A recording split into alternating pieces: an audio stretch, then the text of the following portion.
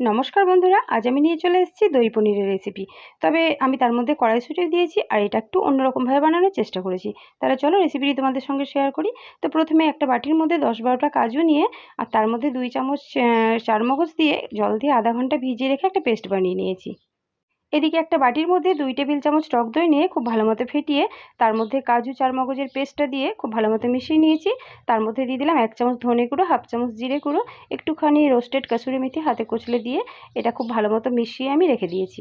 তারপর একটা বাটির মধ্যে অল্প একটু সাদা তেল দিয়ে সামান্য লঙ্কা গুঁড়ো, ধনে গুঁড়ো, হলুদ, নুন আর একটুখানি রোস্টেড কাসুরি মেথি দিয়ে খুব ভালো মতো মিশিয়ে নিয়ে পনিরের টুকরোগুলো ওর মধ্যে দিয়ে খুব ভালো মতো ম্যারিনেট করে আধা ঘন্টা ঢাকা দিয়ে রেখে দেবো। তো ফিরে এলাম আধা ঘন্টা পরে। একটা পাত্র আমি গরম করে নিয়ে তার মধ্যে পনিরের মিশ্রণটা দিয়ে একটুখানি নেড়েচেড়ে রান্না করে নেব। খুব বেশি দরকার নেই, মশলার কাঁচা গন্ধটা চলে গেলেই নামিয়ে সাইডে রেখে দেবো। তারপর কড়াই বসিয়ে তার মধ্যে